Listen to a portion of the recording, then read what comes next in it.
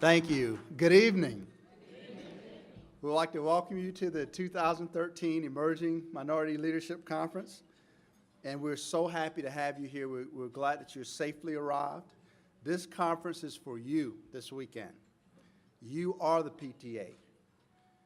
We owe a great deal of success to you because of leaders like you here in PTA. We will have a strong and vibrant future in this country because of you are paving the way for our kids and others. The fact that the PTA from our 22,000 units all the way to the national office right down to the street understands this. So thank you once again for being here. Please rise and welcome Bernie Kemp, a member of PTA's Diversity Committee, who will now lead us in the Pledge of Allegiance.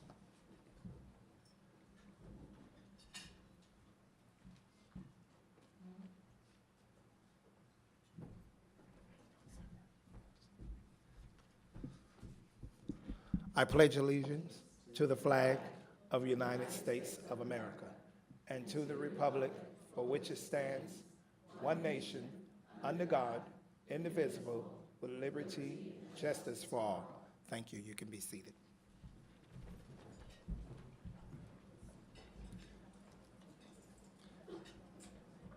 Did I already say that you're all in for a great time this weekend?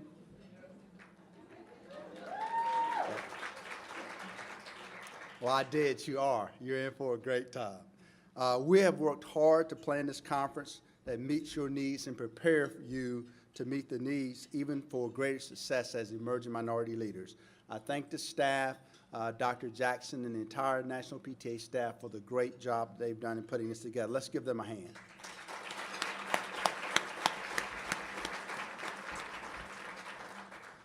By participating in this conference this weekend, you're demonstrating your commitment to bringing every child's potential to a reality. We thank you for being here and for all that you do for our children. If you can't tell by now, I absolutely love this conference. Last year, we had a great time learning from one another, strategizing and planning. Before I talk a little bit about what to expect this weekend, I would like to recognize National PTA leadership with us here today. First, I want to recognize a few individuals who work tirelessly for this association and with me personally to spread the word of the important work that PTA does every day. Now, please join me in welcoming the National PTA Officers and Executive Director. Laura Bay, National President-elect.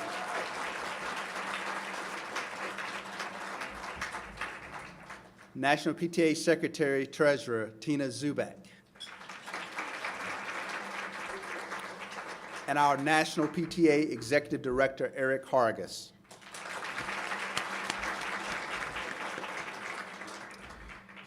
It is now my honor to introduce Sharon Goldblatt and Derek Bird, two members of the National PTA Board of Directors. Please stand, Sharon and Derek.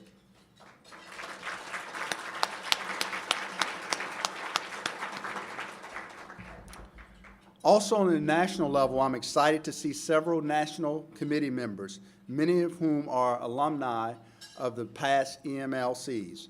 Please stand up so that we can recognize you, all national committee members.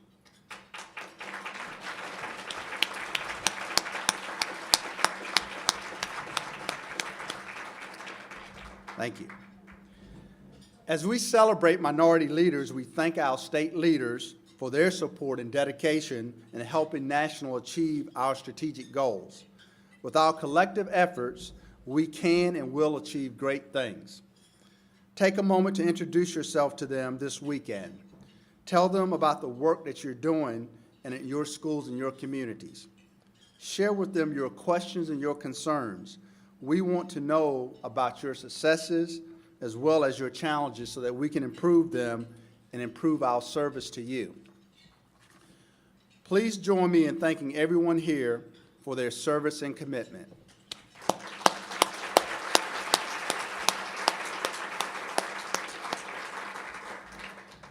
The theme of this year's conference is Build, Imagine, Empower. These are three powerful words, especially in the context of improving our children's futures. EMLC was originally designed to create a much-needed pathway for minorities to assess leadership opportunities at every level of PTA. During the last 8 years, it has accomplished that and much more. It was not only provided access to emerging leaders. I'm standing in front of you today as a testament to what can happen when you have access. But EMLC has also provided invaluable leadership training. I want you to take another look at our theme: build, imagine, empower. We all imagine an education for our children is engaging, challenging, and diverse. We all imagine that education provides our children with limitless opportunities regardless of their race, gender, and how well connected their parents are, or whether they come from a 1 or 2 parent home. Whether you are a minority or in the majority, I dare say those things, and we imagine your vision of an empowering education looks similar. An African-American child receiving a great education looks the same as a Hispanic child receiving a great education, or an Asian child receiving a great education, or a Caucasian child receiving a great education. There is no difference. So when it comes to educational excellence, we all have vivid but similar images in our minds. However, we cannot kid ourselves. We know in thinking about that road from those dreams imagined to dreams fulfilled is the same for the minorities as it is for those in the majority. So our challenge is to take our images of what educational excellence looks like and create an actionable game plan for turning those images into a reality and putting themselves in a position of leadership to make it happen. That's where the building and empowering come into play. My challenge to you today is for you to step out of your comfort zone and begin to put together a strategy, a game plan to engage millions of families who are eager to play a more active role in their child's education. I can't, you can't, we can't do it alone. Minority leaders need dedicated and engaged followers to build and empower. This conference will help you learn and strategies for your emerging minority communities. It will also provide the perfect opportunity for you to continue to build a national network of peers and to learn how to overcome the challenges you face as a PTA leader, educator, community advocate, or parent or caregiver. For those who have been here before, I encourage you to build off what you've learned in previous years and share your knowledge with everyone else here and insight to the new EMLC attendees. We are here for one purpose: to figure out ways to encourage parents and caregivers, grandparents and mentors, uncles and aunts, and anyone else to become advocates for the students in their lives. Sometimes it's just a matter of asking. Believe it or not, some people have simply never been asked to join PTA. It's a matter of conveying a care and concern that perhaps has never been conveyed before. When it comes to education, we all have a stake in education. We all have that shared image of educational excellence that I spoke about earlier. So convincing someone who is already an image holder to commit to becoming a stakeholder shouldn't be a hard sell.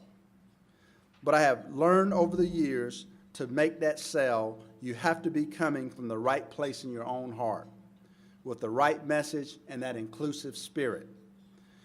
I often talk about being a servant leader. That's what it takes. A servant leader puts the emphasis upon listening effectively to others first.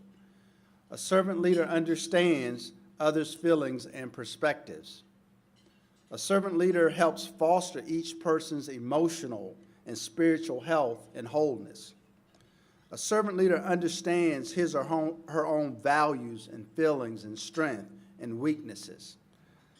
A servant leader influences others through his or her own persuasion.